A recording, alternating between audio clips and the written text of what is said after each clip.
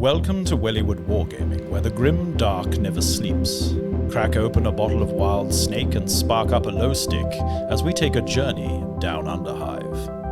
Howdy Hive Scum and welcome back. Last year I did a huge undertaking of a series on every single Dramatis Personae, hired gun, hanger-on and agent in the game of Necromunda. If you haven't checked that series out, please do so. It's like 70-80 videos of each character explained in their lore and how they work in the game of Necromunda. Now, even though you've got an absolute wealth of Dramatis Personae and hired guns to draw from in your modern games of Necromunda, back in 1995 when the Outlanders supplement came out, we had 6 very iconic special characters that haven't been included in the modern iteration of the game. So what I thought I'd do in this video is go through these 6 very iconic characters, some of which have awesome models, by the way, from back then, metal models, of course, and port them over into the modern game of Necromunda for you to use in your campaigns should your arbitrator agree. So let's take a look at the Outlanders book and go through each of the 6 of these awesome characters and bring them in line with modern Necromunda. Starting at the top in alphabetical order, we have the Arch Prophet of the Redemption. Now, the Arch Prophet of the Redemption, I think, has been kind of replaced with Clovis the Redeemer and also the Prophet of the Redemption. This character was slightly different though, and I feel like he deserves to be brought into Necromunda as well. He had an awesome model which was quite different from both of those characters, and a weapons loadout and a choice of skills which was also slightly different as well. So let's discuss that now. So I've costed this guy at 300 credits, which you might think is very expensive, but he does have a lot of very good sort of stats and weapons and skills here as well. So let's go through those now. In terms of the stats, he's got a movement of 5, weapon skill, ballistic skill 3+, so the same as a sort of champion or leader. We also have strength 3 and toughness 4 to reflect his fervor for the redemption faith. We've also got 2 wounds, an initiative 3+, and 2 attacks. So you look at that, it's a pretty standard sort of champion profile. In terms of mental stats, we've got a leadership and cool of 5+, and a willpower and intelligence of 7+, to reflect the general sort of balance that you have on redemptionist fighters. In terms of weapons, I've changed things ever so slightly here. We've gone for a stub gun, a fire pike, and a greatsword. So some really good weapons here. The fire pike replaces the flamer that this guy used to have. We didn't have fire pikes back then, and as they are exclusive to redemptionists, I thought, why not upgrade this to a fire pike? It's -2 AP with rending. It's a template and it's strength 4 with blaze. Very nasty indeed. We have the greatsword as well, which replaces the giant sword or whatever it was that he used to have. The greatsword is an awesome close combat weapon, and I've spoke about this at length. It's probably my favorite close combat weapon after maybe the chain axe, but a really good weapon with sever as well. So 3 good weapons there with the reliable stub gun as well. He comes with mesh armor and 3 built-in skills in dodge for the 6-up invuln. He's also got nerves of steel with a cool of 5+, which is great, and parry on that greatsword too.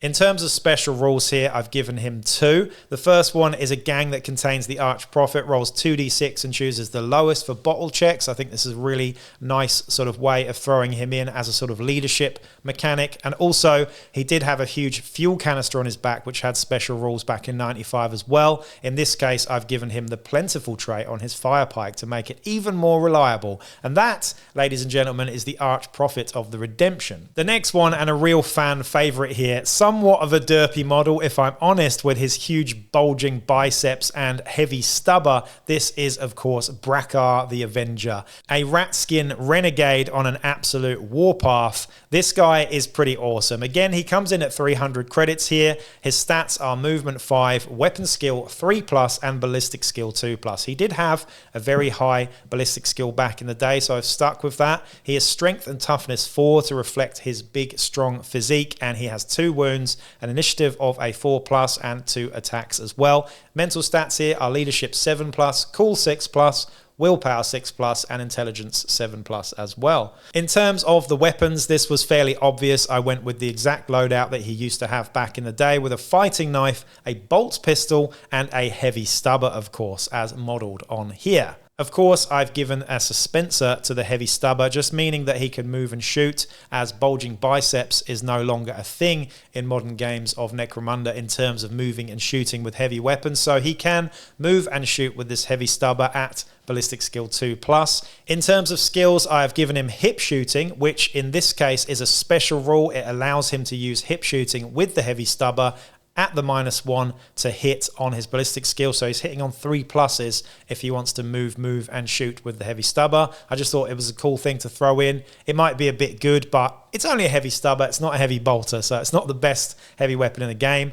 He's got infiltrate, which he did have back in the day. Very, very good. And munitioneer as well, meaning you can re-roll those ammo checks and stuff. So a very mobile gun platform here with high strength and toughness, and just a really, really cool model that I think if you're not going to use the original model, which is a little bit derpy if I'm honest, it's iconic, but you could easily make a kit bash or a conversion for this guy.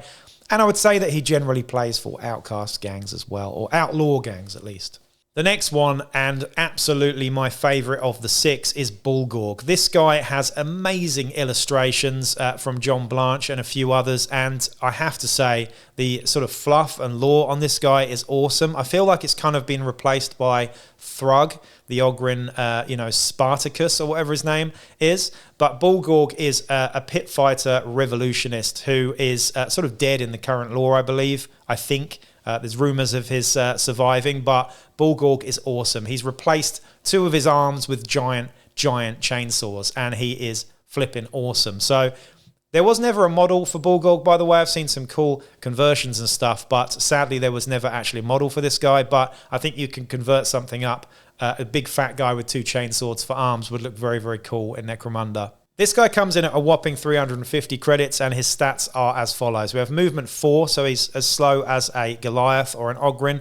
He is weapon skill 2+, because he's the king of the pit fighters. Ballistic skill 5+, you're never going to use that. Strength and toughness 5, because he's literally the size of an Ogren. 3 wounds, initiative 2+, because he did actually have really high initiative back in the day as well. 3 attacks, leadership 4+, cool 4+, willpower 6+, and intelligence 7+.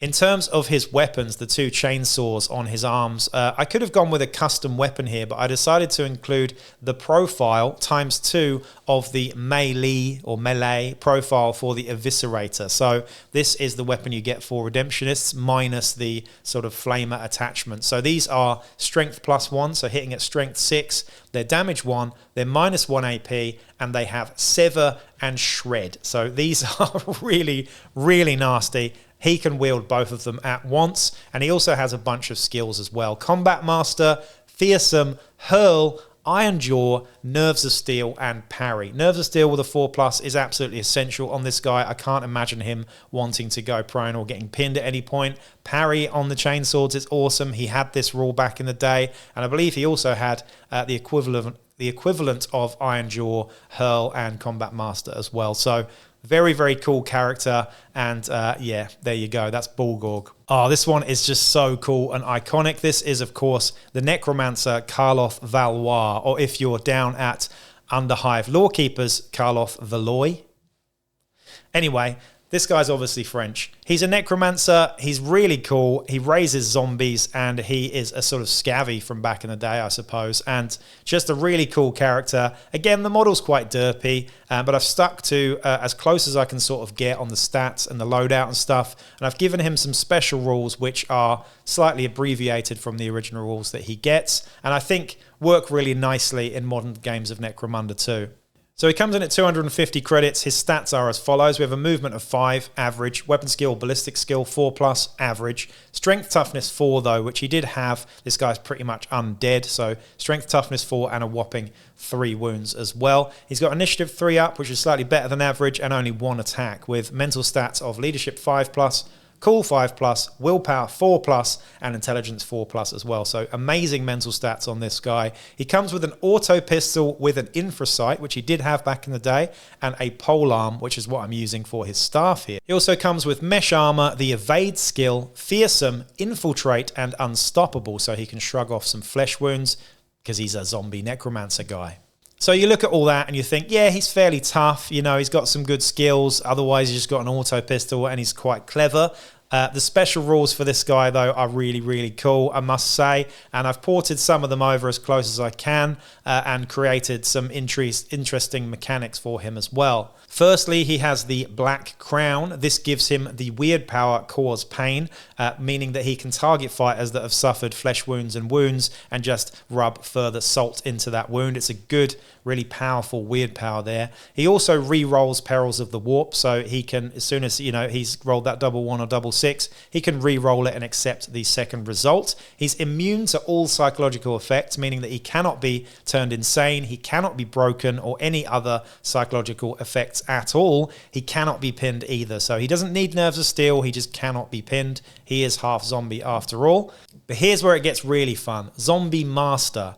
Any fighter, friend or foe, within 18 inches of Valois that has gone out of action in any end phase, roll a willpower check for Valois. If passed, replace the model with a Brainleaf zombie that is controlled by the player using Carlo Valwis. All zombies act as part of a group activation with Valois despite their distance from him. So as the game progresses, the more people that go out of action, the more zombies arrive on a 4+ willpower check. I think this is really fluffy and fun and a really good way of including other Greeblies like Brainleaf zombies in your games of Necromunda.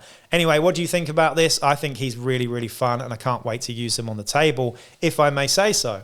In at number 5, we have King Redwart the Magnificent. This guy, again, didn't have a model, but he is a scavvy sort of uprising leader, a sort of cult leader among the scavvies, really. And he was quite an interesting character. He has the stats of a movement 4, weapon skill 3, ballistic skill 3, strength and toughness 4 because he's a big tough scavvy. He's got 2 wounds, initiative 3+, and 2 attacks with a leadership 5, cool 6, willpower and intelligence 7, and a cost of 200 credits. So by far the cheapest of the 6 so far. Now, he didn't have any armor back in the day, but I thought I'd better give him something in the shape of flak armor. He has a reclaimed auto pistol and a heavy club, and that is all he comes with in terms of his armor and equipment. So not very good on that stuff, but in line with scavvies. In terms of skills, I've leaned into the modern mutations actually, because we don't currently have scavvies. I've gone to Apocrypha Necromunda and looked at some of the mutations that I can give him that aren't too physically obvious. So I've given him 3 mutations here. The first one is Horrific Appearance, which I think fits the scavvy one here. This is pretty good. We've also got Toxic Blood and Void Soul as well, meaning that he can't be targeted by weird powers. He's a psychic null. Also, I've added Iron Will and Overseer to him as he is a sort of leader figure. I feel like Overseer and Iron Will fit really well in with his stats and equipment and stuff, meaning that you can use this guy as a real sort of tool as a leader in your gangs as well. So there you go. I've given him Group Activation 3, which is huge. We haven't seen that on anybody really. Leaders only ever get Group Activation 2, so I think this guy's really cool. He's commanding a horde of scavvies, so why not Group Activation 3? And also, I've given him the Leading by Example 12-inch rule as well, similar to any other leader. So that is King Redwart the Magnificent. Now, last but by absolutely no means least, we have Mad Donna Ulante. I'm kind of gutted that this character doesn't exist in modern games of Necromunda. I think she kind of got replaced by Belladonna. Belladonna's no way near as cool as Mad Donna.